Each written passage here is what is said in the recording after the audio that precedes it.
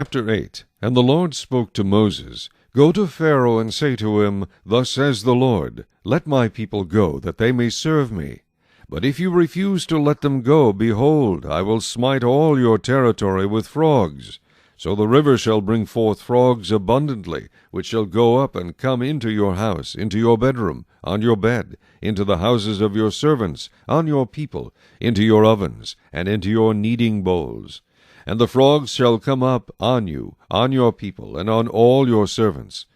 Then the Lord spoke to Moses, Say to Aaron, Stretch out your hand with your rod over the streams, over the rivers, and over the ponds, and cause frogs to come up on the land of Egypt.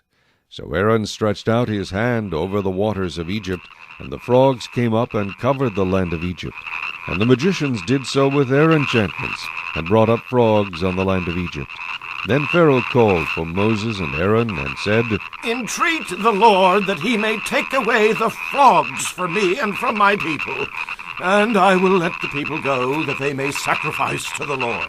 And Moses said to Pharaoh, Accept the honor of saying when I shall intercede for you, for your servants and for your people, to destroy the frogs from you and your houses, that they may remain in the river only.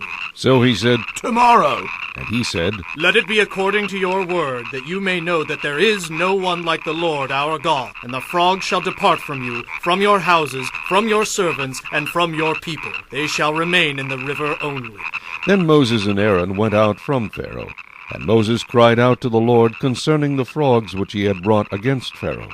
So the Lord did according to the word of Moses. And the frogs died out of the houses, out of the courtyards, out of the fields. They gathered them together in heaps, and the land stank. But when Pharaoh saw that there was relief, he hardened his heart, and did not heed them, as the Lord had said. So the Lord said to Moses, Say to Aaron, Stretch out your rod, and strike the dust of the land, so that it may become lice throughout all the land of Egypt. And they did so.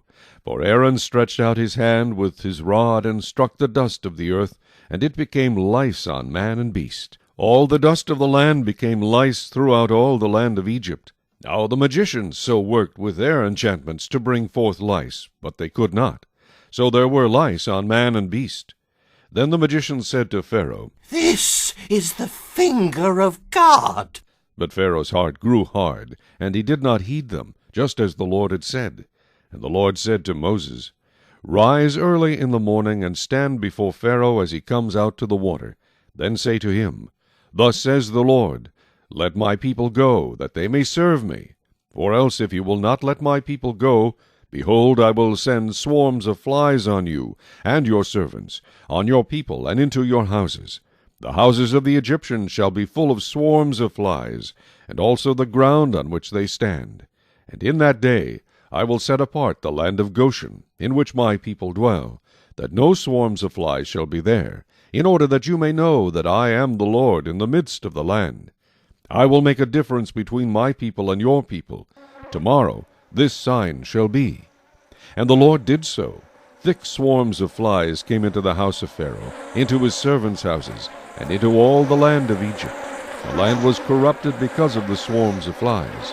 Then Pharaoh called for Moses and Aaron, and said, Go, sacrifice to your God in the land.